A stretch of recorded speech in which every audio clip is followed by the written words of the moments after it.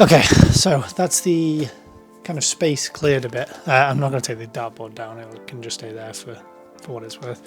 I was considering whether or not to put the mats down. These are proper kind of high-end gym mats, and I think they would be nice to have, but in reality all I'm really concerned about is whether or not I can move the tent, clean underneath it, and I think that's probably better on the concrete and paint. So I'm just going to leave it as it is. I'm going to build the tent there for now.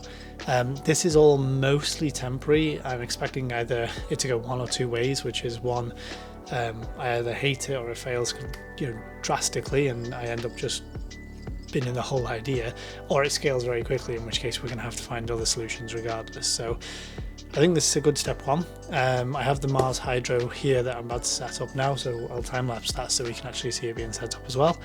And then we'll talk a little bit about kind of the technology and the things that I'm going to be doing to actually make this space worthwhile. There are a few obstacles and problems I'm going to have to deal with. Yeah, we'll have to see.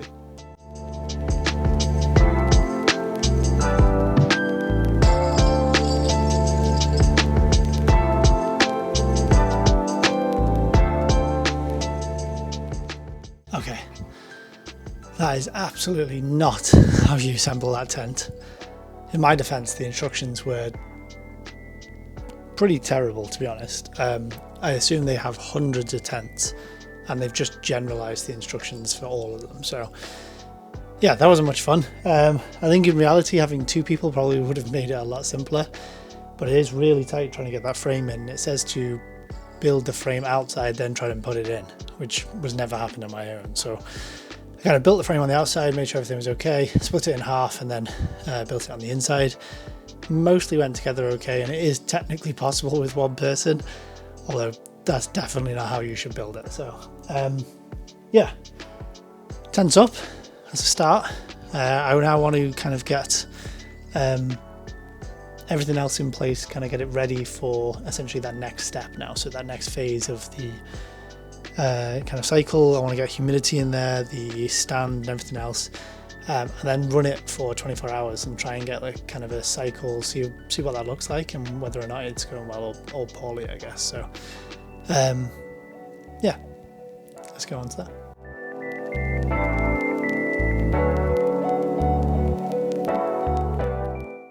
So tent's built, floor base is in. Now that I've actually got the tent up, I can see that it's a little bit easier, as I didn't realize, but the kind of opening for the door itself actually goes round this corner here. It's a bit dark so you can't quite see it. It essentially goes all the way around. Still can't see it. It goes all the way around and around the outside, which means that you could potentially just open it up essentially. So you could open the whole thing up and then flap it down. So I think that's how it's supposed to be. Open it all the way up, flap the kind of top over, put the frame in, then bring the top back over. Now, looking back at the instructions, that's definitely the way it was. But again, there was like 3 different variants of this, and it kind of categorized the open flap one as kind of a large tent, which I don't think this is that large. Maybe it is, maybe it's not. I can't kind of get it all in frame, which probably means it's a large. But essentially it's a 120 that way, 60 deep, and then 180 high. So it's reasonably tall, but reasonably big, but not that big. I have a Amazon's Basics kind of 4-shelf tier thing, which is what this has been designed around. It should hopefully give us a kind of good first look into kind of what this could be. So that's what this has essentially been designed around, specifically trying to reutilize things that I've had before. And I had that from, I did a bit of microgreens for personal use during the pandemic essentially, and that was what that was for, so I can reuse that for this. And the only thing I don't like is this floor tray. Now, I've seen in a lot of videos people say that they're great to have, but I guess the only thing I can see it being useful for is actually just as a protection against kind of the shelving and stuff like that. So if you pierce the kind of floor mat, hopefully it doesn't pierce the actual tent itself. But my only real concern here now is that you've got a gap where water and humidity can kind of go behind and underneath the floor mat, and you don't visibly see any of that happening. So I guess the answer to that is kind of regular cleaning, and obviously getting the whole rack out, lifting that floor pan up, cleaning underneath the floor pan and everything like that. Yeah, that's it. So a little bit about this tent really quickly. We've got, I think it's a 6-inch up here, 6-inch up here, a 8-inch higher up.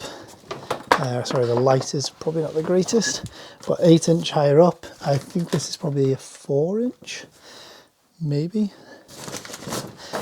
Then a couple of access vents down the bottom, which can be opened and closed, and then another, maybe they're 2 inches.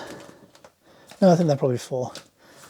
Not sure, but anyway, lots of portholes, and there's another one down there, another 6-inch, and another 6-inch down this side as well.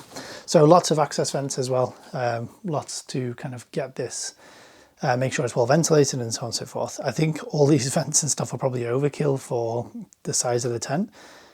Better to have than not, and I'd rather have them rather than having to cut holes in places. So yeah, right, on to the next step. So I've also turned the brightness up on the camera, which should help, but I've also decided to rotate it. So it was previously here. I actually think it's going to be better here, mostly because of the way the ducting needs to get out. So that's going to go in that direction. So I think it probably makes sense.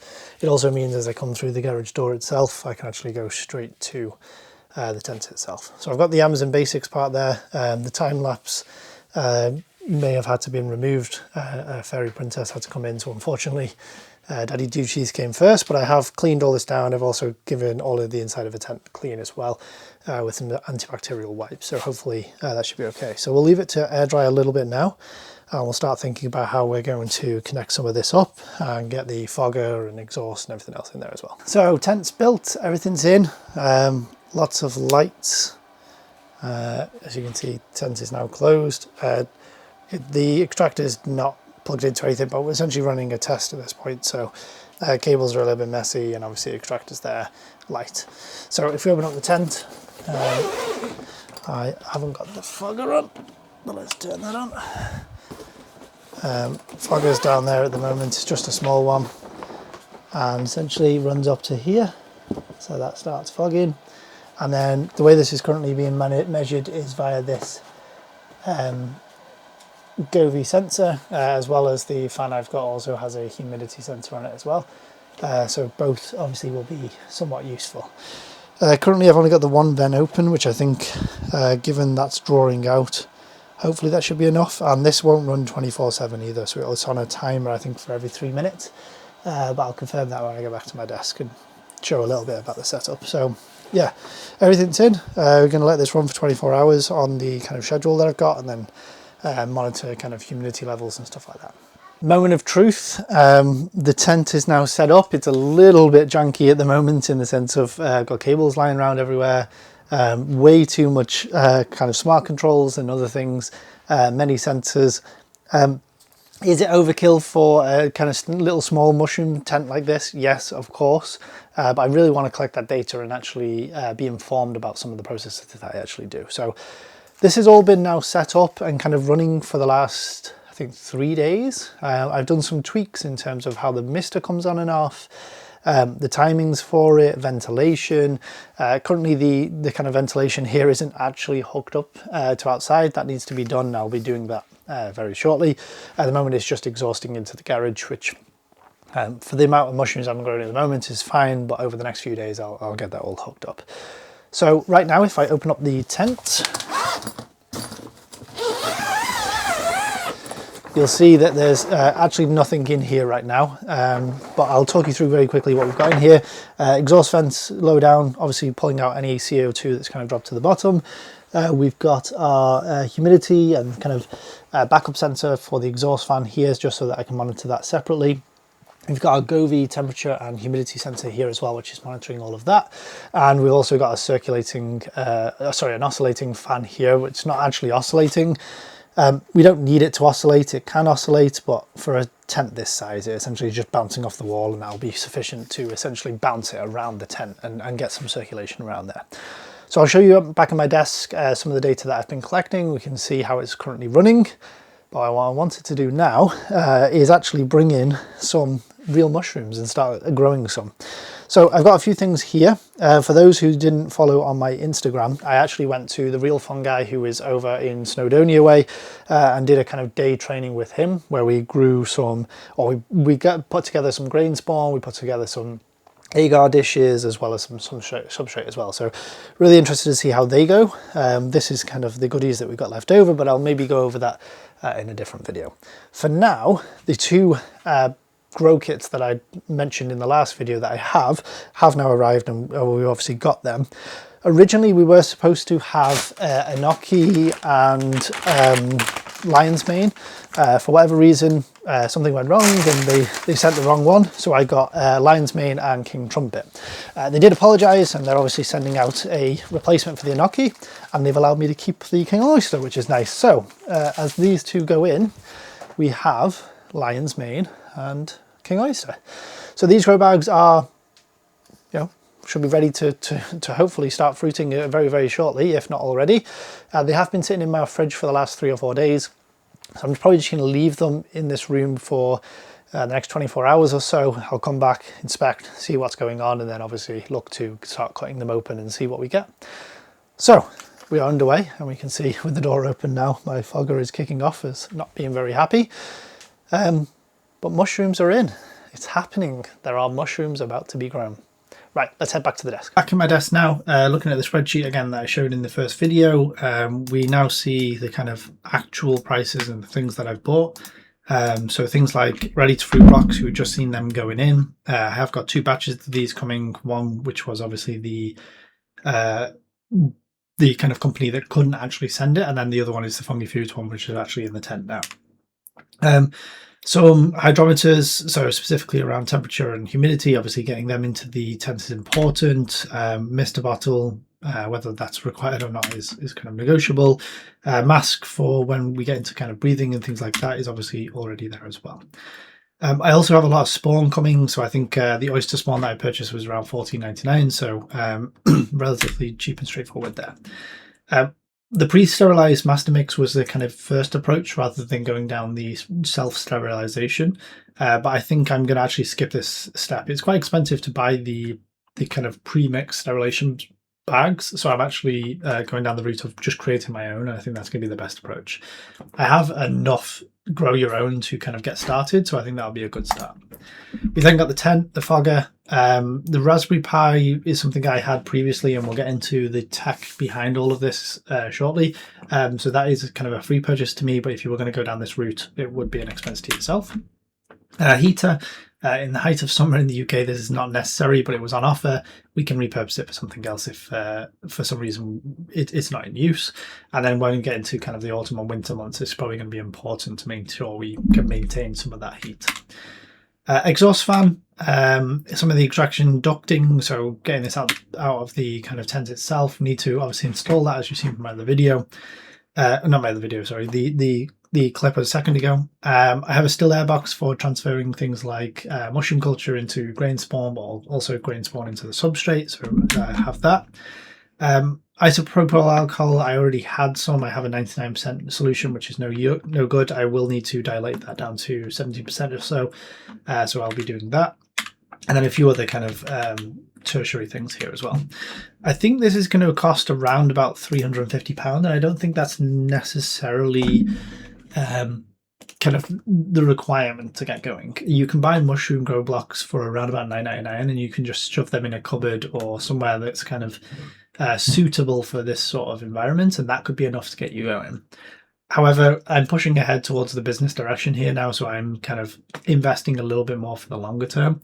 I think I have everything now that would essentially put me in a position to start selling this as a business. Step 1, let's just grow some mushrooms, and then we'll go from there.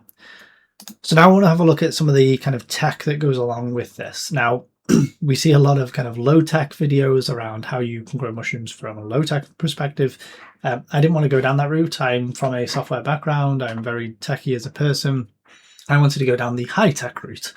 Definitely not necessary, but it's interesting to capture some of this data. Now, I'm using Home Assistant specifically to capture this. It's something I have familiarity with. It's something I already had. I had a Raspberry Pi available. I had some smart plugs that I wasn't using that have been repurposed. I have the hydrometer that I've obviously purchased, and I'm starting to collect some really interesting data that I've collected here. So I have 3 smart plugs, so the temp fan, the LED light, and the fogger. They are on automation kind of loops. So the fogger in particular essentially is checking the humidity of, I've called it Tom. There is another sensor that I'm calling Jerry, so I've just called it Tom and Jerry. Tom essentially monitors the temperature and humidity, and the fogger will come on when the humidity hits a certain point, and it will go off when it hits another point. So if we look at the humidity here, you'll see it comes on when it gets down to 85 and then turns back off again around 93. So we've got this nice kind of cycling between the humidity coming up and down. This is kind of a really interesting look, as back here I didn't have the oscillating fan, so you'll see that we kind of don't get those kind of spikes going up and down. Sorry, not here. If we go back to another day, you'll see here that I don't get those kind of nice kind of trough peaks and troughs. It's kind of a long steady fall. Once I put the oscillating fan in and that air can actually circulate, you'll see the humidity dropping a little bit more consistently. So if we go into today, or we go into yesterday, because I installed it yesterday, you'll see that since I've turned that oscillating fan on, we now get those really nice peaks and troughs. I think it's taking around about 20 minutes to go from the 85 to 93, so it pumps a lot of the fog in, and then it's a good hour and a half, maybe 2 hours before it actually needs to be having fog again. So it's 20 minutes on, about an hour and a half off. So that's a nice cycle, I think, at the moment. I have opened the tent for filming over here, and there's a few areas where you can recognize that I've opened the tent as well. So that's the sync there. So the fogger and the hydrometer work together in terms of when to turn on the fogger. The LED light is on a simple 12-hour cycle, 12 hours on, 12 hours off, really straightforward.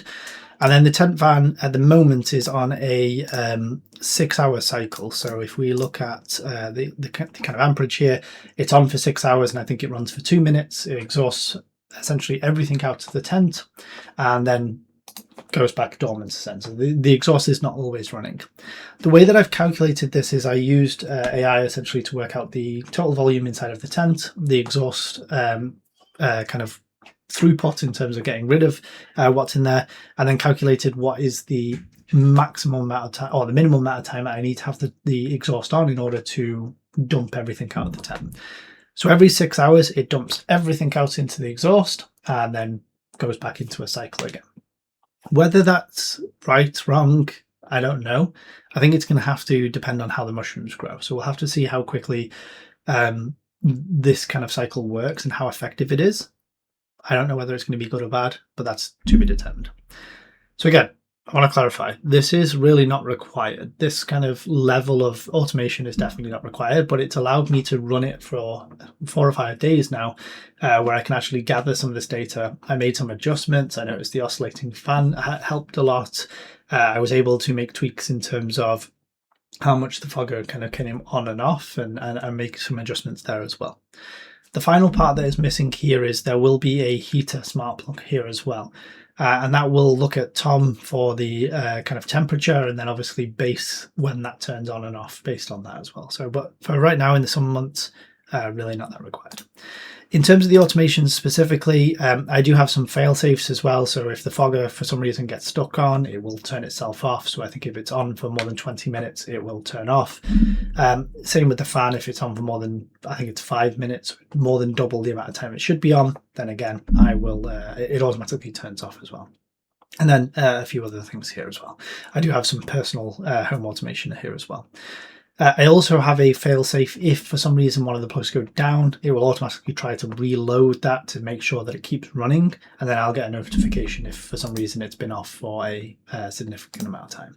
So that is my farm set up officially. I now have a working farm with mushrooms in it, so that's a good step. I think the first step for these mushrooms that do get produced will just be friends and family. There won't be any kind of things being set up or sold. That'll be kind of my next phase of, or next batch of mushrooms that kind of come through. So probably next 2 to 4 weeks, that should be starting to come a reality as well. I need to do some logistics here in terms of registering with councils, making sure that everything's kind of legal and above board. So I will go ahead and get that done as well. You also took a look at some of the tech that I've been setting up in terms of all the sensors and monitoring that I've been doing. And a kind of sneak peek into a future video, I am also setting up a kind of system. So my background is in software. I'm utilizing these NFC tags to actually track and monitor the full life cycle of the mushroom growing experience. Now, all of this is complete overkill, but it makes this kind of whole process even more enjoyable for me, so that I can actually integrate some sort of a software development techie side into something that is kind of traditionally just more of a mechanical process. I find it super interesting. Maybe you do as well. If you want to see more about this, then you'll have to subscribe, like and comment. I've already wrote a lot of the software. I have some database set up to do, and then that will start to become live as well. So if you're interested in that, yeah, make sure you subscribe. Finally, please comment down below, what am I doing right or what am I doing wrong, more specifically? How am I messing this up, or how is it not going to be a success? That'd be really interesting to hear from you. If you've done this before, or if you've kind of started as a small business in relation to mushroom growing, it'd be super interesting to hear how you got through this early stage in terms of growing mushrooms. So yeah, lots of exciting things to come, lots of new things to show, lots of things that I actually want to do and want to work out how to do. If you're interested in that journey, please follow along. Thanks a lot for watching, and I'll catch you in the next video.